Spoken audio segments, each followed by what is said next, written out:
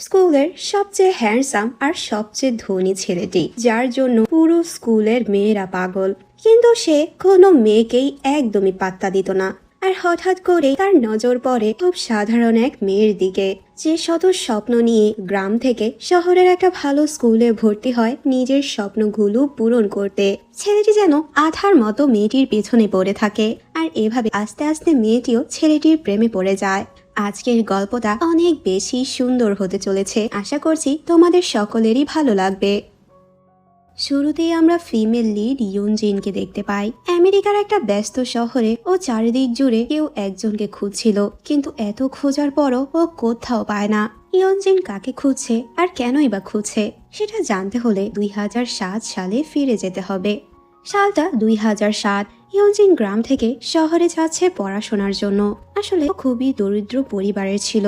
ওর বাবাও প্রচন্ড অসুস্থ, কিন্তু ওর বাবা মার ছোটবেলার স্বপ্ন ও একটা ভালো হাই স্কুলে পড়াশোনা করবে, যার কারণে অভাব অনটনের মধ্য দিয়েও নিজেদের সন্তানকে ওনারা শহরের ভালো একটা হাই স্কুলে ওকে ভর্তি করায়, যাতে করে ও ভবিষ্যতে ভালো কিছু করতে পারে। স্কুলে আসার পর ও এত বড় স্কুল দেখে হা করে তাকিয়ে থাকে। অন্যদিকে আমরা আরেকটা স্টুডেন্টকে দেখতে পাই। খুব দামি একটি বাইক নিয়ে ও স্কুলে প্রবেশ করে। ও জোরে বাইক চালিয়ে যাওয়ার সময় ভুল করে ইয়ুনজিনকে ভিজিয়ে দেয়, যেটাতে ইয়ুনজিন প্রচন্ড রেগে যায়। ছেলেটি বাইক থেকে নেমে তার হেলমেটটি খুলে। আর এটাই হলো আমাদের গল্পের মেইন লিড চ্যাং, যে খুবই ধনী পরিবারের সন্তান ছিল আর দেখতে তো খুবই হ্যান্ডসাম। পড়াশোনায়ও ছিল বেশ ভালো। ইয়ুনজিন তো আসে চ্যাংকে বকা দিতে, কিন্তু তখনই ইয়ুনজিনের গায়ে একটি বল পড়তে নেয়, আর চ্যাং তখন এর হাত থেকে ওকে বাঁচিয়ে নেয়, যার কারণে ইয়ুনজিন আর চ্যাংকে কিছুই বলে না। এরপর ইয়ুনজিন যখন ক্লাসে আসে তখন ওর সাথে ইউহা নামের এক মেয়ের পরিচয় হয়। আর প্রথম দেখাতেই ওদের দুজনের ফ্রেন্ডশিপ হয়ে যায়। ইউহা বলে, যদি ক্লাসে তোমার কোনো ধরনের সমস্যা হয় তাহলে তুমি আমাকে বলতে পারো, আমি তোমাকে সাহায্য করার চেষ্টা করব। তখন আমরা ম্যাং নামের একটা মেয়েকে দেখতে পাই, যে স্কুলের মধ্যে খুবই পপুলার ছিল।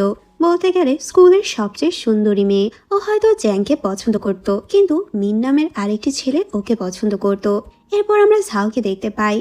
ও সবার সাথে অনেক দুষ্টুমি করত, যার কারণে সবাই ওকে পছন্দ করত। আজকে যেহেতু ক্লাসের প্রথম দিন ছিল, স্টুডেন্টরা যে যার মতো করে বসে, আর তখন ইউজিন চ্যাং এর সামনের সিটে এসে বসে। তখন চ্যাংও ইউজিনকে নোটিস করে। এরপর বেশ কিছুদিন পরের সিন দেখি। ওদের প্রথম টেস্ট এক্সামের রেজাল্ট দেওয়া হয়, আর বরাবরের মতোই চ্যাং সব সাবজেক্টেই টপ করেছে, কিন্তু ইউজিন তো টেনে টুনে পাশ করেছে, আর ওর ম্যাথের রেজাল্ট অনেক বেশি খারাপ হয়েছে।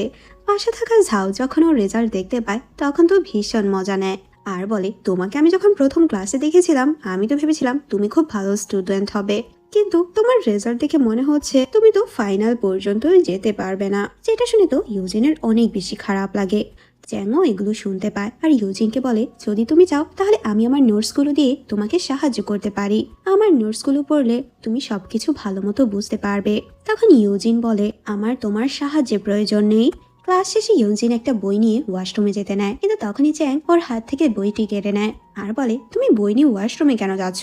যদি তুমি ম্যাথ না বুঝো তাহলে আমি তো বলেছি তোমার সাহায্য করব। ইয়ুনজিন বলে, আমি তো তোমাকে আগেই বলেছি আমার তোমার সাহায্য লাগবে না, আর প্লিজ আমার বইটি আমাকে ফেরত দাও। কিন্তু চ্যাং কোনোভাবেই ওকে বইটি দেয় না, আর বই নিয়ে তো ওদের দুজনের মধ্যে টানাটানি লেগে যায়। আর একটা সময় আমরা দেখতে পাই বইয়ের মধ্য থেকে একটা প্যাড পড়ে যায়। ইয়ুনজিন তো ক্লাসের সবার সামনে অনেক বেশি এম্বারেস ফিল করে, আর যেটা দেখে চ্যাংও প্রচন্ড শক ছিল। আর তখনও বুঝতে পারে ইয়ুনজিন কেন ওয়াশরুমে বই নিয়ে যেতে চাচ্ছিল। ওর তো অনেক বেশি গিল্টি ফিল হয়, আর বেচারি ইয়ুনজিন তো এত বেশি এম্বারেস হচ্ছিল, ওর মন চাচ্ছিল ওই ক্লাস থেকে গায়েব হয়ে যেতে। ও তো চ্যাং এর সাথে খুব রাগ করে। ক্লাসের সবাই তো এটা নিয়ে খুব হাসাহাসি করছিল, যেটাতে চ্যাং খুবই আপসেট হয়ে পড়ে, কারণ ও তো ইয়ুনজিনকে এভাবে এম্বারেস করতে চায়নি। এরপর যখন ক্লাস শুরু হয়, চ্যাং ইয়ুনজিনকে ওর বইটি ফিরিয়ে দিতে চায়, কিন্তু ইয়ুনজিন চ্যাং এর সাথে কোনো কথাই বলে না। চ্যাং তখন টেবিলে ওর বইটি রেখে দেয়। ও তো ইয়ুনজিনকে সরি বলতে চাচ্ছিল, কিন্তু ইয়ুনজিন ওকে একদমই পাত্তা দেয় না। চ্যাং তখন নিজের পা দিয়ে ইয়ুনজিনের চেয়ারটি ধাক্কা মেরে ওকে ডাকতে থাকে, কিন্তু ইয়ুনজিন তো প্রচন্ড রেগে ওর চেয়ারটি দিয়েই চ্যাং এর পায়ে আঘাত করে, আর যার ফলে চ্যাং ব্যথা পেয়ে পুরো চুপ হয়ে যায়। ও যখন বুঝতে পারে চ্যাং বেশি ব্যথা পাচ্ছিল তখন ও চেয়ারটি সরিয়ে নেয়। ক্লাস শেষ করে ইয়ুনজিন আর ইউহা একসাথে বাইরে যাচ্ছিল, আর তখনই ওদের সামনে ছাও চ্যাংকে নিয়ে আসে। আর ইয়ুনজিনকে বলে ও পায়ে এতটা ব্যথা পেয়েছে যে ও এখন ঠিকভাবে হাঁটতেও পারছে না। তুমি তো ওর পায়ে ব্যথা দিয়েছো, আমি ওকে এখন হসপিটালে নিয়ে যাব। যেহেতু ওর পায়ে ব্যথা তোমার জন্য পেয়েছে, তাই হসপিটাল বিলও তোমারই পরিশোধ করতে হবে। এরপর তো ইয়ুনজিন ওর কার্ডটি বের করে ঝাওকে দিয়ে ওখান থেকে চলে যায়। এরপর ক্যান্টিনে সবাই লাঞ্চ করছিল। তখন চ্যাং ইয়ুনজিনকে দেখতে পায় যে এক কর্নারে বসে শুধু বান খাচ্ছিল। তখন ওখানে ইউহা এসে ওর খাবার ইয়ুনজিনের সাথে শেয়ার করে। আমি তোমাকে কতবার বলেছি সবসময় তুমি আমার সাথে লাঞ্চ করবে, তুমি একা একা কেন লাঞ্চ করছো? তখনই ছাও সবাইকে বলতে থাকে আজকে আমি তোমাদের সবাইকে আইসক্রিম ট্রিট দেব। এরপর তো এক এক করে সবাইকেও আইসক্রিম দেয়, যেটা দেখে ইউহা ভালো করে বুঝতে পারে ঝাও যে ইয়ুনজিনের কার্ডের টাকা দিয়েই সবাইকে আইসক্রিম খাওয়াচ্ছে। ও তো প্রচন্ড রেগে যায়। তোমাদের সবার তো খুব মজা লাগছে তাই না? কিন্তু মাত্র যে টাকাটা তোমরা খরচ করলে সেটা ইয়ুনজিনের 1 মাসের খরচ ছিল। যেটা শুনে তো চ্যাংয়ের অনেক বেশি খারাপ লাগে। এরপর তো চ্যাং ইয়ুনজিনের কার্ডটি ফিরিয়ে দেয়, কিন্তু কার্ডে যত টাকা ছিল এর চেয়ে ডাবল টাকা ও ইয়ুনজিনকে ব্যাক করে। চ্যাং যখন স্পোর্টস প্র্যাকটিস করছিল তখন ইয়ুনজিন ওর সাথে দেখা করতে আসে আর চ্যাংকে ওর টাকাগুলো ফেরত দিয়ে বলে আমার অ্যাকাউন্টে এত টাকা ছিল না যেগুলো তুমি আমাকে ফেরত দিয়েছো। এরপর ক্লাস শেষ করে ইয়ুনজিন মন খারাপ করে স্কুলের ছাদে গিয়ে দাঁড়িয়েছিল। আর তখনই ওখানে চ্যাং আসে। ইয়ুনজিনকে জিজ্ঞেস করে তোমার কি মন খারাপ, কি হয়েছে তোমার? আচ্ছা, তোমার যদি কোনো প্রবলেম হয়ে থাকে তাহলে তুমি সেটা আমার সাথে শেয়ার করতে পারো, আমি তোমার হেল্প করার চেষ্টা করব। তখন তো ইয়ুনজিন ওর মন খারাপের কারণগুলো চ্যাংয়ের সাথে শেয়ার করতে থাকে। আমার ফ্যামিলির অবস্থা খুবই খারাপ, আমার বাবা প্রচন্ড অসুস্থ, আমার মা তো অনেক হার্ডওয়ার্ক করছে। এই টেনশনে আমি পড়াশোনায় ঠিক মতো মনোযোগও দিতে পারছি না। কিন্তু এত টাকা খরচ করে আমার বাবা মা আমাকে শহরে পাঠিয়েছে ভালো মতো পড়াশোনা করতে। দেখেছো, আমি আমার এক্সামেও মন দিতে পারছি না, যার কারণে আমার প্রত্যেকটা সাবজেক্টেই খারাপ নাম্বার আসছে, আর যার জন্য আমি খুবই হতাশ হয়ে পড়েছি। চ্যাং তখন ওকে সান্ত্বনা দেওয়ার চেষ্টা করে আর বলে টেনশন করলে তো কিছুই ঠিক হবে না, আমি তোমার পড়াশোনায় হেল্প করতে পারি।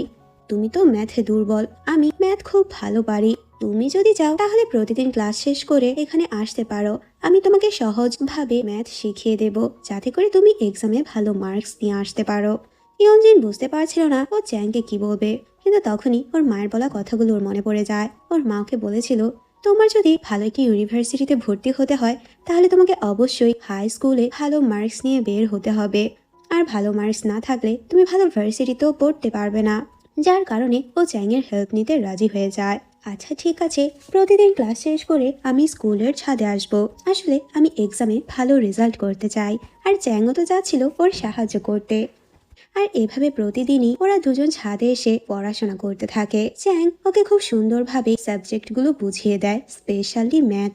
ওদের পরবর্তী টেস্টের রেজাল্ট দেওয়া হয়। এবার তো ইয়ুনজিন খুব ভালোই মার্কস পেয়েছে, যেটাতে তো ও প্রচন্ড খুশি হয়ে যায়। আর ওর এত ভালো রেজাল্ট দেখে চ্যাং নিজেও খুশি হয়। এরপর আমরা জানতে পারি ইউহা তো সাওকে পছন্দ করত। ও প্রতিদিন সাওকে দেখতে গ্রাউন্ডে আসতো, কারণ ওখানেই ওরা স্পোর্টস প্র্যাকটিস করতো। আর দূর থেকে এভাবে দেখে একা একাই ব্লাশ করতো। পরদিন ইউহা যখন ক্লাসে আসে, চ্যাং ইউহাকে জিজ্ঞেস করে আচ্ছা আজকে ইয়ুনজিন কেন ক্লাসে আসেনি, ওর কি কিছু হয়েছে? তখন ইউহা বলে ও তো আমাকেও কিছুই বলেনি, ও হয়তো ওর বাসায় গিয়েছে, তাড়াতাড়ি চলে আসবে। যেটা শুনে চ্যাংয়ের একটু খারাপ লাগে। ও তখন ভাবতে থাকে ইয়ুনজিন তো এই ব্যাপারে ওকে কিছুই বললো না। পরদিন ও স্কুলে আসার পর চ্যাং ইয়ুনজিনের জন্য ওয়েট করতে থাকে, কিন্তু আজকেও ইয়ুনজিন ক্লাসে আসে না, যেটাতে ও একটু আপসেট হয়ে যায়। পরদিন এসে ও ইয়ুনজিনের জন্যই অপেক্ষা করতে থাকে, কিন্তু তখনই ওর সামনের সিটে এসে ইউহা বসে। ও ইউহাকে আবারও ইয়ুনজিনের কথা জিজ্ঞেস করে। তখন ইউহা বলে ও তো হোস্টেলে ফিরে এসেছে, কিন্তু আজকে কেন স্কুলে আসলো না সেটা তো আমি বলতে পারবো না। যেটা শুনে চ্যাং তো ছুটে যায় ইয়ুনজিনের সাথে দেখা করতে। আর এরপর ওকে জিজ্ঞেস করে আচ্ছা তুমি আজকে ক্লাসে কেন আসলে না, এতদিন ছুটি কেন নিয়েছিলে তুমি, তোমার কি কোনো প্রবলেম হয়েছে? আচ্ছা ওয়েট, আমার জন্য কি তোমার কোনো প্রবলেম হয়েছে? ইয়ুনজিন বলে আরে না না, এমন কিছুই না, আমি কিছু একা সময় কাটাতে চাই। আর হ্যাঁ প্লিজ এভাবে কোনোদিনও তুমি আমার সাথে দেখা করতে আসবে না। চ্যাং লক্ষ্য করে ইয়ুনজিনের মনটা ভীষণ খারাপ। তখনই চ্যাং ওর হাতে কালো একটা কাপড় দেখতে পায়, আর তখন ওর বুঝতে পারে ইয়ুনজিনের যে বাবা মারা গিয়েছে। তখন তো ওর অনেক বেশি খারাপ লাগে। তখন ইয়ঞ্জিন বলে, আমি তো তোমাকে বলেছি আমার সাথে দেখা করতে আসবে না। আর এটা বলে দৌড়েও বাইরে চলে যায়। তখন চ্যাংও ওর পিছু পিছু আসে। ইয়ঞ্জিন ওর বাবার কথা মনে করে অনেক কান্না করতে থাকে। আর ওকে এত মন খারাপ দেখে চ্যাংও ওকে আর ফলো করে না। এরপর বেশ কিছুদিন কেটে যায়। এখন তো ওদের হাই স্কুলের পড়াশোনাও শেষ হয়ে গিয়েছে। আর আজকে ওদের ফেয়ারওয়েল পার্টি ছিল। আর এখানে আমরা জানতে পারি যে ওই দিনের পর থেকে চ্যাং ইউজিনের সাথে আর কোনো কথাই বলেনি। কিন্তু আজ যখন ওরা পার্টিতে আসে, চ্যাং ইউজিনকে দেখে শুধু ওর দিকেই তাকিয়ে থাকে আর ওর ব্যাপারে ভাবতে থাকে। ফেয়ারওয়েল পার্টিতে সবাই অনেক এনজয় করছিল। ইউহা সাহস করে ঝাওয়ের কাছে যায় আর ঝাওকে ওর সাথে ডান্স করতে বলে, যেটাতে ঝাও রাজি হয়ে যায়। ইউহা তো প্রচন্ড খুশি ছিল, নিজের ক্রাশের সাথে ও ডান্স করছে। আর ইউহাকে ঝাওয়ের সাথে দেখে ইয়ঞ্জিনও অনেক খুশি হয়ে যায়। তখনই ওর কাছে ম্যাং আসে আর বলে, তুমি জানো আমি ছোট থেকেই চ্যাংকে পছন্দ করি, কিন্তু চ্যাং আজ পর্যন্ত কোনো মেয়ের দিকে স্পেশাল নজরেই তাকায়নি। কিন্তু তুমি আসার পর থেকে চ্যাং অনেক চেঞ্জ হয়ে গিয়েছে। আর বলে পড়াশোনা শেষ করে চ্যাং আমেরিকায় চলে যাবে, যেখানে ওর ফ্যামিলির বিজনেসও সামলাবে। আচ্ছা, তুমি গ্রাজুয়েশনের পর কি করতে চাও? ইয়ঞ্জিন বলে, আমি তো এসব নিয়ে এখনো ভাবিনি। তখন ম্যাং ওকে ইনসাল্ট করতে থাকে, তুমি তো চ্যাং এর কখনোই যোগ্য হতে পারবে না। তোমার আর ওর স্টেটাস খুবই আলাদা। তুমি দরিদ্র, এই কারণেই হয়তো চ্যাং তোমার উপর সহানুভূতি দেখাচ্ছে। তুমি আবার সেটাকে ভালোবাসা ভেবো না। সেগুলো শুনে তো ওর মনটা অনেক বেশি খারাপ হয়ে যায়। ও অনেক ইনসাল্টেড ফিল করে। চ্যাং খুব সাহস নিয়ে ইউজিনের সাথে কথা বলতে আসে। ইয়ঞ্জিনকে ও ওর সাথে ডান্স করতে বলে, কিন্তু ইয়ঞ্জিন ওকে এক্সকিউজ দেয়, আমি ডান্স করতে পারি না। ও তখন চলে যেতে নেয়, কিন্তু চ্যাং ওর হাত ধরে আর বলে, আমি তোমাকে নিজেই ডান্স শিখিয়ে দেব। এরপর তো ওরা দুজন একসাথে খুব সুন্দরভাবে ডান্স করে। দূর থেকে ম্যাং ওদের দুজনকে এভাবে দেখে ওর অনেক বেশি খারাপ লাগে, কারণ ও ছোটবেলা থেকেই চ্যাংকে পছন্দ করত। ওরা দুজন ছোটবেলার ফ্রেন্ড ছিল। আর তখনও ভালো করে বুঝতে পেরে যায় চ্যাং কখনোই ওকে ভালোবাসবে না, কারণ চ্যাং তো একমাত্র ইয়ঞ্জিনকেই ভালোবাসে। ম্যাংকে কান্না করতে দেখে মিন ওর সাথে কথা বলতে আসে আর ওকে সান্ত্বনা দেওয়ার চেষ্টা করে। আর এই প্রথম আমরা দেখতে পাই ম্যাং মিনের সাথে খুব ভালো আচরণ করে, যেটাতে তো ও প্রচন্ড অবাক হয়ে যায়। হঠাৎ করেই তখন ইলেকট্রিসিটি চলে যায় আর হঠাৎই ইউহা তখন ঝাওকে কিস করে, যেটার জন্য ও অপ্রস্তুত ছিল। অন্ধকারে ইয়ঞ্জিন যাতে ভয় না পায় এই জন্য তো চ্যাং ওকে জড়িয়ে ধরে। একটু পরে ইলেকট্রিসিটি চলে আসে। ইয়ঞ্জিন তো একটু অকওয়ার্ড ফিল করছিল। ও তখন পার্টি ছেড়েই বের হয়ে আসে। চ্যাং ওকে ফলো করতে করতে চলে আসে আর অবশেষে নিজের মনের কথা ইয়ঞ্জিনকে বলে দেয়, আমি তোমাকে পছন্দ করি, আসলে আমি তোমাকে ভালোবাসি, আমি তোমার সাথে থাকতে চাই, তোমার সাথে একই ভার্সিটিতে পড়তে চাই। ইয়ঞ্জিন তো ওর কথার কোনো উত্তরই দেয় না আর ওর কাছে এসে হঠাৎ করে ওকে কিস করে, যেটাতে তো চ্যাং প্রচন্ড খুশি হয়ে যায়। আর ও ভাবতে থাকে নিশ্চয়ই ইয়ঞ্জিন ওর প্রপোজালে রাজি হয়ে গিয়েছে। এরপর তো ইয়ঞ্জিন ওকে বাই বলে চলে যায়। চ্যাং তো অনেক বেশি খুশি ছিল, অবশেষে নিজের ভালোবাসার মানুষটিকে গার্লফ্রেন্ড বানাতে পেরেছে। কিন্তু আমরা ইয়ঞ্জিনকে দেখতে পাই যে কান্না করতে করতে ওখান থেকে চলে আসে, কারণ ও ডিসিশন নিয়েছে আজকের পর থেকে ও আর চ্যাং এর সাথে কোনো কন্ট্যাক্ট রাখবে না, কারণ ওদের স্টেটাসের মধ্যে রয়েছে আকাশ পাতাল পার্থক্য। এটা ভেবে ও চ্যাং এর সাথে কোনো রিলেশনশিপে জড়াতে চায় না। এখানেই সিন কাট হয়। আমরা 2009 সালের সিন দেখতে পাই। ইয়ঞ্জিন এখন একটি কলেজে অ্যাডমিশন নিয়েছে। এখানে ওর নতুন ফ্রেন্ড সুয়ানকে দেখতে পাই, যে ইয়ঞ্জিনের সিনিয়র ছিল। সুয়ান অনেক বেশি ভালো, সবসময় ইয়ঞ্জিনের খেয়াল রাখতো, কারণ ইয়ঞ্জিন প্রায়ই পড়াশোনার চাপে পড়ে খাবার খেতে ভুলে যেত। আর তারা দুজন মিলে একই জায়গাতে পার্ট টাইম জব করত। আর এভাবেই ওদের বন্ডিংটা খুব ভালো হয়ে যায়। এরপর ক্যাম্পাসে ও আর ইউহা কথা বলছিল। তখন ইউহা বলে, সুয়ান সবসময় তোমার সাহায্য করে, ও তোমার খেয়াল রাখে, ও কি তোমাকে পছন্দ করে নাকি? ইয়ঞ্জিন বলে, আরে এরকম কিছু না। তখনই ও খুব পরিচিত একটা ভয়েস শুনতে পায় যে ওকেই ডাকছে। ও ওখানে তখন চ্যাংকে দেখতে পায় আর এতদিন পর চ্যাংকে দেখে তো ও প্রচন্ড অবাক হয়ে যায়, কিন্তু ওকে দেখা মাত্রই ও সেখান থেকে চলে যাচ্ছিল। তখনই চ্যাং ওকে থামায় আর জুয়ান এসে ওদের দুজনকে এভাবে দেখতে পায়। এরপর ও নিজেকে ইয়ঞ্জিনের বয়ফ্রেন্ড বলে চ্যাং এর সামনে ইন্ট্রোডিউস করায়, যেটাতে তো ইয়ঞ্জিন প্রচন্ড অবাক হয়ে যায়, কিন্তু ও চ্যাং এর সামনে কিছুই বলে না। চ্যাং তখন নিজের পরিচয় দেয় আর জুয়ানকে বলে, আমিও ইয়ঞ্জিনের বয়ফ্রেন্ড, স্কুল লাইফ থেকেই আমরা দুজন প্রেম করছি। জুয়ান বলে, আজকে তো আমার আর ইয়ঞ্জিনের একটা জায়গায় ঘুরতে যাওয়ার কথা ছিল, যেটা জানতে পেরে চ্যাং ওদের দুজনকে বলে, চলো আমি গাড়ি করে তোমাদের ছেড়ে দিচ্ছি। চ্যাং এর সাথে ওর বোনও ছিল। এরপর তো ওরা ওই জায়গায় ঘুরতে আসে, যেটা একটা টেম্পল ছিল। আর ওখানে কিছু উইশ কার্ড ছিল। উইশ কার্ডের মধ্যে যে যার উইশ গুলো লিখে। ইয়ঞ্জিন তো চ্যাং এর উইশ দেখার চেষ্টা করে, কিন্তু চ্যাং তখন কার্ডটি লুকিয়ে রাখে। চ্যাং এর বোন তখন সুয়ানকে এক্সকিউজ দেয় অন্য সাইডে যাওয়ার জন্য, যাতে করে চ্যাং আর ইয়নজিন একসাথে সময় কাটাতে পারে। এদিকে চ্যাং ইয়নজিনকে জিজ্ঞেস করে, আচ্ছা আমি কি এমন ভুল করেছিলাম যে তুমি আমাকে ছেড়ে চলে গেলে, আমার সাথে কন্ট্যাক্ট অফ করে দিলে? কিন্তু ইয়নজিন ওর কোনো প্রশ্নেরই উত্তর দিতে পারে না। তখন চ্যাং হঠাৎ করে ওকে জড়িয়ে ধরে, এরপর তো ওকে কিসও করে। দূর থেকে সোয়ান ওদের দুজনকে একসাথে এভাবে দেখতে পায়, যেটা দেখে ওর অনেক বেশি রাগ হয়। কিন্তু চ্যাং এর বোন অনেক বেশি খুশি ছিল। এরপর তো ওরা তিনজন একসাথে ডিনার করতে আসে। চ্যাং ইয়নজিনকে ড্রিঙ্ক করার অফার করে, কিন্তু ইয়নজিন না করে দেয়। তখন জুয়ানও ওকে থামায়, কিন্তু চ্যাং বারবার বলার ফলে ইয়নজিন তো ড্রিঙ্কস করে নেয়, আর যার কারণে ও ওখানে অনেক বেশি ড্রাঙ্ক হয়ে যায়। চ্যাংও তখন নিজেও ড্রিঙ্কস করতে থাকে। ড্রাঙ্ক ইয়নজিন তো ড্রাঙ্ক অবস্থায় বারবার চ্যাংকেই ডাকছিল, আর যেটা শুনে তো চ্যাং অনেক বেশি ইমোশনাল হয়ে যায়। তখন বুঝতে পারে ইয়নজিনও ওকে পছন্দ করে। ও চ্যাংকে ভুলতে পারেনি, যার কারণে ড্রাঙ্ক হওয়ার পরও ও চ্যাংয়েরই নাম নিচ্ছে। এগুলো দেখে তো সুহানের অনেক বেশি রাগ হচ্ছিল। পরদিন লাইব্রেরিতে এসে ইয়নজিন সুহানের সাথে কথা বলছিল, কিন্তু সুহান ওর সাথে কোনো কথাই বলছে না। তখন তো ইয়নজিন বুঝতে পারছিল না হঠাৎ করে জোয়ানের কি হয়ে গেল, ও এরকম আচরণ কেন করছে। ওর তখন প্রচন্ড রাগ হয় চ্যাং এর উপরে, আর ভাবতে থাকে নিশ্চয়ই চ্যাং সুয়ানকে কিছু বলেছে, যার কারণে সুয়ান ওকে ইগনোর করছে। ওর রেগে চ্যাং এর বাসায় ওর সাথে দেখা করতে যায়, আর ওর সাথে খুব রাগারাগি করতে থাকে। কালকে আমি না করার সত্ত্বেও তুমি বারবার আমাকে ড্রিঙ্কস করতে কেন বলেছো? আর তোমার জন্য সুয়ান এখন আমাকে ভুল বুঝছে, আমাদের ফ্রেন্ডশিপটাও নষ্ট হয়ে যাচ্ছে। ও তো চ্যাং এর সাথে প্রচন্ড রাগারাগি করতে থাকে। তখন চ্যাং ওকে থামানোর চেষ্টা করে আর বলে, আমি এত বছর ধরে শুধুমাত্র তোমার জন্যই অপেক্ষা করেছি যে হঠাৎ করে তুমি কখন আসবে আর আমাকে বলবে তুমিও আমাকে ভালোবাসো। কিন্তু আমার জন্য তোমার কখনোই খারাপ লাগেনি, তোমার জুয়ানের জন্য খারাপ লাগছে।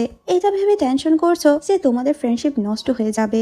আমি আমাদের ফেয়ারওয়েল পার্টিতে তোমাকে জিজ্ঞেস করেছিলাম যে তুমি কি আমাকে ভালোবাসো, তুমি আমার অ্যান্সার দিলে না, বরং আমাকে কিস করেছিলে। আমি তো ভেবেছিলাম তুমি আমার প্রপোজালে রাজি হয়ে গিয়েছিলে, কিন্তু না। এরপর তুমি কি করলে? আমার পুরো লাইফ থেকে ডিসঅ্যাপিয়ার হয়ে গেলে, আমার সাথে সম্পূর্ণ কন্ট্যাক্ট বন্ধ করে দিলে।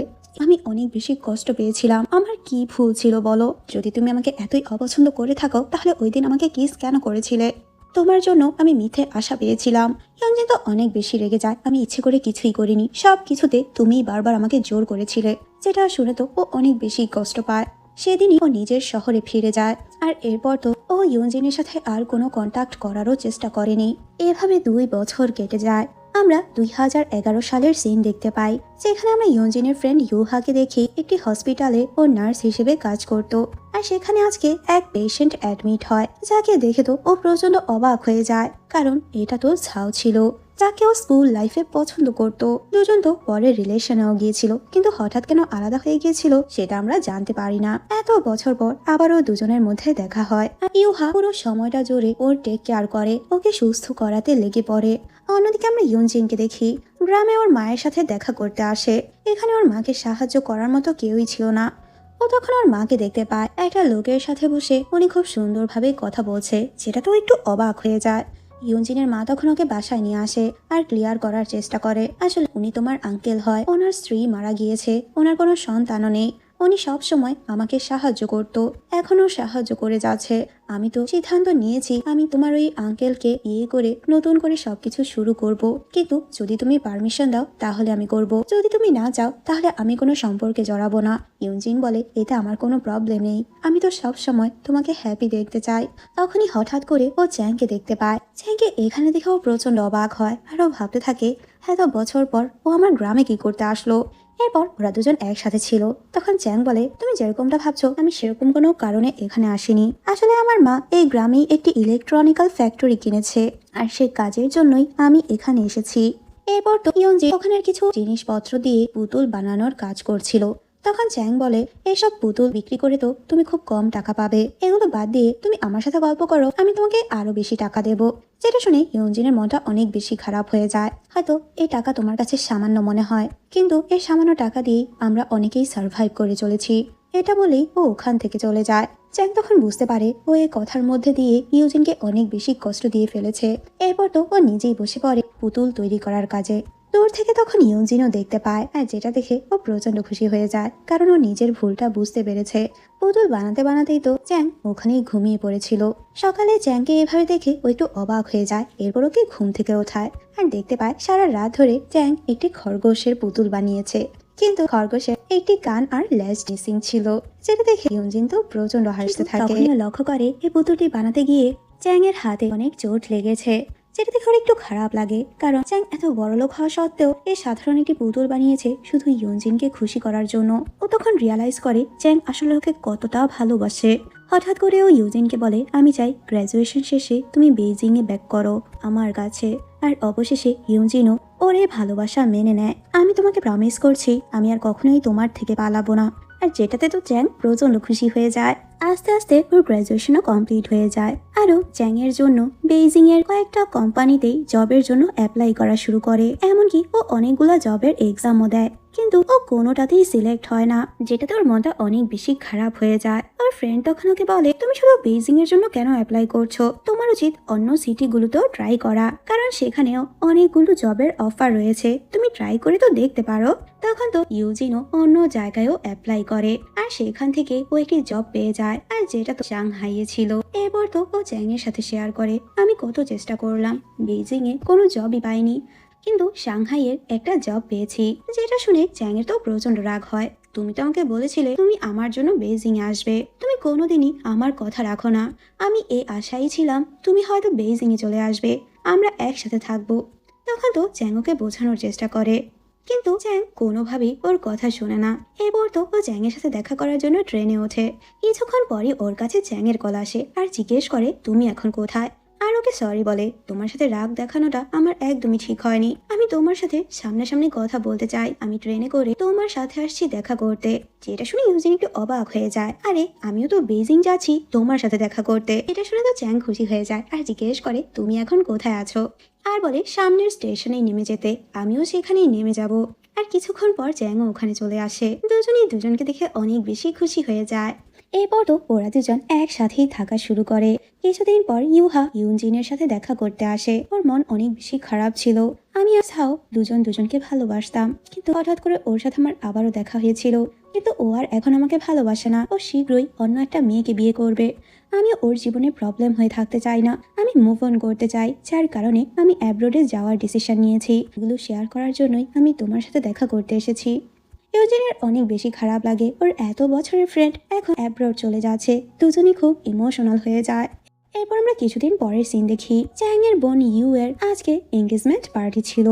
চ্যাং ওর সাথে করে ইউনজিনকে নিয়ে আসে। এখানে আমরা দেখতে পাই ইউ এর যে ফিয়ান্সে ছিল সে ছেলেটি আর কেউই না, বরং ইউনজিনের সিনিয়র জুয়ান ছিল। আর এখানে ইউনজিনের সাথে জুয়ানের অনেক বছর পর দেখা হয়, যার কারণে ওরা দুজন দুজনকে দেখে একটু অবাকই হয়। এরপর তো দুজন সাইডে এসে কথা বলে। কথায় কথায় সুহান বলে, আসলে আমি লাইফে সেটেল হওয়ার জন্যই আজকে এই ডিসিশন নিয়েছি। হ্যাঁ, আমি ওকে পছন্দ করি, আমি লাইফে খুব ভালো একটা পজিশনে যেতে চাই, আর যার কারণে ইউ আমাকে প্রপোজ করার সাথে সাথে আমি রাজি হয়ে গিয়েছি। যেগুলো শুনে ও একটু অবাক হয়ে যায়। অন্যদিকে চ্যাং ওর বোনের সাথে ছিল। তখনও কথায় কথা জিজ্ঞেস করে, আচ্ছা তুমি কি জুয়ানকে ভালোভাবে চেনো? আর তুমি তো আমাদের কাউকে না জানিয়েই, ফ্যামিলির কারো পারমিশন না নিয়ে এত তাড়াতাড়ি এঙ্গেজমেন্ট পার্টি করছো। আচ্ছা যদি এমন হয় জুয়ান তোমার টাকার লোভে তোমাকে বিয়ে করছে, তাহলে তুমি কি করবে? তখন ইউ বলে, আমি ভালো করে জানি জুয়ান এমন ছেলে না। আর তুমি যে আমাকে বলছো, তুমি কি নিজে শিওর দিয়ে বলতে পারবে তুমি যে মেয়েটিকে ভালোবাসো সে মেয়েটিও তোমার টাকার জন্য তোমাকে ভালোবাসছে না? যেটা শুনে চ্যাংয়ের একটু রাগ হয়। আমি ওকে অনেক বছর ধরে চিনি, ও কখনোই আমাকে টাকার জন্য পছন্দ করেনি, আর এখন আমার ও গার্লফ্রেন্ড, ও আমার টাকার জন্য আমার গার্লফ্রেন্ড হয়নি। এরপর চ্যাং আর ইউজিন পার্টি থেকে বের হয়। ইউজিন হঠাৎ করেই চ্যাংকে বলে, আসলে আমি তোমাকে অনেক বেশি ভালোবাসি, প্লিজ তুমি আমাকে কখনোই ছেড়ে যেও না, সারা জীবন এভাবেই তুমি আমার সাথে থেকো। চ্যাং তখন বলে, আরে তুমি তো শুধুই টেনশন করছো, আমি সারা জীবন শুধু তোমার সাথে থাকতে চাই। আর হঠাৎই তখন বৃষ্টি শুরু হয়ে যায়। ইয়ঞ্জিনের জুতো যাতে নষ্ট না হয় তার কারণে চ্যাং ওকে কোলে করে নিয়ে যায়। ওরা দুজন একসাথে অনেক হ্যাপি ছিল, আর এইভাবেই আরো 2 বছর কেটে যায়। এরপর আমরা 2013 সালের সিন দেখি। ইয়ঞ্জিন ওর অফিসে কাজ করছিল, তখনই ওর আঙ্কেল ওর সাথে দেখা করতে আসে, আর হঠাৎ করেই জানায়, তোমার মায়ের ক্যান্সার হয়েছে, কিন্তু তুমি টেনশন নিও না, আমি সব ব্যবস্থা করেছি। তোমার মাকে সুস্থ করার জন্য একটা সার্জারি প্রয়োজন, কিন্তু এই সার্জারির জন্য অনেক টাকা লাগবে। আমি আমার তরফ থেকে সব টাকা ম্যানেজ করার চেষ্টা করেছি। আসলে উনি তো চ্যাংয়ের একটা কোম্পানিতেই কাজ করতো, আর ওখানের ফ্যাক্টরি থেকেই এই টাকাগুলো চুরি করেছে। যেটা শুনে তো ইয়ঞ্জিন অনেক বেশি অবাক হয়ে যায়। চ্যাং যদি জানতে পারে তাহলে ওর ফ্যামিলিকে নিয়ে কি ভাববে, ওর বলে অপবাদ দিবে। ও তখন চাইছিল ওই টাকাগুলো যেভাবেই হোক ফিরিয়ে দিতে, কিন্তু ও কার কাছ থেকে টাকা নেবে কোথাও ও সাহায্য পাচ্ছিল না। এরপর যখন ও বাসায় ফিরে আসে, চ্যাং ওকে একটু আপসেট দেখে জিজ্ঞেস করে, কি হয়েছে তোমার, আজকে অফিসে কিছু হয়েছে? ইউনজিন তো ওর কোনো কথারই উত্তর দেয় না। চ্যাং জিজ্ঞেস করে, আচ্ছা তুমি কি আমার কাছ থেকে লুকোচ্ছ? ইয়নজিন তো এই কথারও উত্তর দেয় না। তখন চ্যাং বলে, আমি সব কিছুই জানি, তোমার মায়ের সার্জারির জন্য অনেকগুলো টাকার প্রয়োজন। তুমি তো এই টাকা আমার কাছ থেকে নিতে চাচ্ছ না, কিন্তু আমি তোমার মায়ের সাহায্য করতে চাই। উনি তো এখন আমার ফ্যামিলির মতোই, আর ওকে অনেকগুলো টাকা দেয়, আমি সব টাকার ব্যবস্থা করেছি। তখন ইয়নজিন বলে, এই টাকা আমার লাগবে না, কারণ অলরেডি আমি টাকার ব্যবস্থা করে ফেলেছি। সেটাতে ও একটু অবাক হয়, এতগুলো টাকা তুমি কোথায় পেলে? ইয়নজিন বলে, জুয়ান আমাকে ধার দিয়েছে। যেটা শুনে তো ও অনেক বেশি শকড হয়ে যায়। তোমার প্রবলেমের কথা তুমি সোয়ানের সাথে শেয়ার করতে পারলে, অথচ আমার সাথে শেয়ার করতে পারলে না। ওর তো অনেক বেশি খারাপ লাগে। ইয়নজিন নিজের প্রবলেমের কথা ওর সাথে শেয়ার করতে পারেনি, বরং ও সোয়ানের সাথে শেয়ার করছে। ও রেগে ওখান থেকে চলে আসে। এরপর তো ও সোয়ানের সাথে দেখা করতে যায়, আর ওর মুখের উপর টাকাগুলো ছুঁড়ে মারে। এরপর থেকে আর তুমি কোনোদিনও ইয়নজিনের সাথে দেখা করবে না। এখন থেকে ওর কোনো সমস্যাও তুমি সমাধান করতে যাবে না, তুমি নিজের লাইফে ফোকাস করো। আর হ্যাঁ, আমি চাইও না তুমি ইয়নজিনের আশেপাশেও যাও। যেটা শুনে সোয়া তো হাসতে থাকে আর বলে, দেখেছো ও আমাকে বেশি আপন ভাবে, তোমাকে না, যার কারণে সাহায্যের জন্য সবার আগে আমার কাছে এসেছে, কিন্তু তোমাকে কিছুই বলতে পারেনি। যেটা শুনে চ্যাংয়ের তো আরো বেশি রাগ হয়। এরপর ও বাসায় ফিরে আসে। ইয়নজিন ওকে এক্সপ্লেন করার চেষ্টা করে, আসলে আমার আঙ্কেল তোমার ফ্যাক্টরি থেকে অনেকগুলো টাকা নিয়েছিল, আমি বুঝতে পারছিলাম না আমি এটা তোমাকে কিভাবে বলবো, যার কারণে আমি তোমাকে বলতে পারিনি। আর হ্যাঁ, ওই টাকা তো আমি আস্তে আস্তে পরিশোধ করার চেষ্টা করব। যেটাতে তো চ্যাং আরো বেশি রেগে যায়। ও তখন খুব রাগারাগি করতে থাকে, আমি সে 2007 সাল থেকে তোমাকে ভালোবাসি, এখনো তোমাকেই ভালোবাসছি, কিন্তু এত বছর হয়ে গেল তুমি আমাকে বিশ্বাস করতে পারলে না, আমাকে আপন ভাবতে পারলে না, তুমি আমাকে কখনোই বোঝারও চেষ্টা করনি আমরা দুজন একসাথে কেন থাকছি, আমাদের একসাথে থাকার মানেই হয় না। আর এবার তো চ্যাং নিজেই ইয়নজিনের সাথে ব্রেকআপ করার কথা বলে, যেটাতে ও অনেক বেশি ইমোশনাল হয়ে যায়। এরপর তো আমেরিকা চলে যাওয়ার ডিসিশন নেয়। ও প্লেনে বসেও ইয়নজিনের মেসেজের অপেক্ষা করছিল, ও যাতে একটি মেসেজ করে বলে, প্লিজ তুমি থেকে যাও, আমাকে ছেড়ে যেও না। ইয়নজিন যখন জানতে পারে চ্যাং চায়না ছেড়ে চলে যাচ্ছে, তখন তো অনেক বেশি ইমোশনাল হয়ে যায়। ওর তো ইচ্ছে করছিল ও যেভাবেই হোক চ্যাংকে থামাক, কিন্তু ও চ্যাংকে থামায় না। আর এদিকে চ্যাংও ফোন নিয়ে ইয়নজিনের মেসেজের অপেক্ষা করছিল। তখনই ওর কাছে একটি মেসেজ আসে, আমি তোমার অ্যাকাউন্টে কিছু টাকা পাঠিয়েছি, আস্তে আস্তে আমি তোমার টাকা শোধ করে দেব। যে মেসেজ দেখে তো চ্যাংয়ের মনটাই ভেঙে যায়। আর ও তখন ভাবতে থাকে, ইয়নজিন কখনোই আমাকে ভালোই বাসেনি, আর ও কখনোই আমাকে আপন করতে পারবে না। ওর মন অনেক বেশি ভেঙে যায়। আর এরপর তো ও আমেরিকাতে চলে যায়। এভাবে আরো 2 বছর কেটে যায়। ইয়নজিন এখন বড় একটা কোম্পানিতে জব করে, আর এতদিনে তো ও চ্যাংয়ের সব টাকাই পরিশোধ করে দিয়েছে, কিন্তু ও সব সময় চ্যাংকে মিস করতো। ও চ্যাংয়ের স্মৃতিগুলো ভুলতে পারছে না। ওর মনে হতো সব সময় ওর চারপাশে চ্যাং ওর সাথে আছে। ও নিজের মনকে কোনোভাবেই শান্ত করতে পারে না। এরপর তো একদিন ওই টেম্পলে ও আবারও আসে, যে টেম্পলে ও একবার চ্যাংয়ের সাথে এসেছিল। তখন ওর মনে পড়ে ওই সময় তো ওরা উইশ কার্ডে ওদের উইশ গুলো লিখেছিল। চ্যাং তখন কি লিখেছিল সেটা জানতে ওর মন বেকুল হয়ে পড়ে। ও তখন ওখানে পুরনো উইশ কার্ড গুলো চেক করতে থাকে। এতগুলো উইশ কার্ডের মধ্যে থেকে ও চ্যাংয়ের ওই উইশ কার্ডটি বের করে। অবশেষে ওই কার্ডটি পেয়েও যায়। চ্যাং সে কার্ডের মধ্যে ওর আর ইয়নজিনের নামই লিখেছিল, যেটা দেখে ও অনেক বেশি ইমোশনাল হয়ে যায়। ইয়নজিন তখন রিয়ালাইজ করে চ্যাং ওকে কত বেশি ভালোবাসতো, যেটা ও কখনোই বুঝতে পারেনি। ও সবসময় নিজেদের স্টেটাসের জন্য আলাদা করে রেখেছিল নিজেদের সম্পর্কটা, কিন্তু ও ভাবতেও পারেনি চ্যাং সব কিছু ছেড়ে ওকেই ভালোবেসেছে। ও তখন ডিসিশন নেয় যেভাবেই ও চ্যাং এর কাছে ফিরে যাবে, ও চ্যাং এর সাথে দেখা করবে। সালটা 2015 সাল ছিল। ও আমেরিকা আসে চ্যাং এর সাথে দেখা করতে। ও তো চ্যাং এর অ্যাড্রেস জানতো না, যার কারণে ও চ্যাং এর ছবি দেখিয়ে আশেপাশের সবাইকে জিজ্ঞেস করতে থাকে। একদম শুরুর সিনটা ও পাগল প্রায় হয়ে চ্যাংকে খুঁজতে থাকে, কিন্তু কোথাও খুঁজে পায় না। খুবই হতাশ হয়ে পড়ে, কিন্তু হঠাৎ করেই একটা হসপিটালের সামনে ও চ্যাংকে দেখতে পায়। চ্যাংকে এতদিন পর দেখে ও খুবই ইমোশনাল হয়ে যায়, কিন্তু তখনই ওর সাথে একজন প্রেগন্যান্ট মহিলাকে দেখতে পায়, যেটা দেখে ও অনেক বেশি অবাক হয়ে যায়। আর ও ভাবতে থাকে চ্যাং হয়তো অলরেডি বিয়ে করে ফেলেছে। ও এখন চ্যাং এর লাইফে ডিস্ট্রাকশন হতে চায় না, যার কারণে ও খুবই মন খারাপ করে কান্না করতে করতে ওখান থেকে চলে যায়। কিন্তু হঠাৎ করে চ্যাং এর নজর বাইরের দিকে যায়, আর ও বাইরে ইয়নজিনকে দেখে প্রচন্ড অবাক হয়। ও গাড়ি থেকে নেমে ইয়নজিনকে খুঁজতে থাকে, কিন্তু অলরেডি ইয়ঞ্জিন ওর চোখের সামনে থেকে চলে যায়। তখন বুঝতে পারে ইয়ঞ্জিন ওর সাথেই দেখা করতে এসেছিল। এর কিছুদিন পর চ্যাং নিজেও চায় না আসে। আমরা ইয়ঞ্জিনকে দেখি ও চ্যাংকে প্রচন্ড মিস করছিল, যার কারণে ওই হাই স্কুলে আসে যেখানে ওর সাথে চ্যাংয়ের প্রথম দেখা হয়েছিল। হঠাৎ করেই ওখানে চ্যাং আসে আর পেছন থেকে ইয়ঞ্জিনের চুল ধরে টান দেয়। হাই স্কুলে থাকতে সব সময় চ্যাং ওর সাথে এরকম দুষ্টুমি করত। পেছনে ফিরে ইয়ঞ্জিন যখন চ্যাংকে দেখে তখন ও অনেক বেশি ইমোশনাল হয়ে যায়। ও নিজের চোখকেই বিশ্বাস করতে পারছে না। তখন চ্যাং বলে, তুমি আমার সাথে দেখা করতে আমেরিকা গিয়েছিলে? ইয়ঞ্জিন বলে, না আমি যাইনি, আর ওর ফ্যামিলির কথা জিজ্ঞেস করে। চ্যাং একটু বিরক্ত হয়ে বলে, তুমি কিভাবে ভাবলে আমি তোমাকে ছেড়ে অন্য কাউকে বিয়ে করব? তুমি যাকে দেখেছিলে আমার সাথে সে আমার ফ্রেন্ড ছিল। ওর হাজব্যান্ড ব্যস্ত থাকায় আমি ওকে হসপিটালে নিয়ে গিয়েছিলাম। আমি শুরু থেকে শুধু তোমাকেই ভালোবেসেছি। আমি সব সময় তোমার জন্য অপেক্ষা করেছি। যেগুলো শুনে তো ইয়ঞ্জিন অনেক বেশি ইমোশনাল হয়ে যায়। অবশেষে সব মিসআন্ডারস্ট্যান্ডিং ভুলে দুজনে এক হলো, আর এখানেই এই গল্পটি শেষ হয়ে যায়। তো গল্পটি তোমাদের কাছে কেমন লেগেছে তা আমাকে কমেন্ট করে জানিয়ে দিও। সবাই ভালো থেকো, বাই।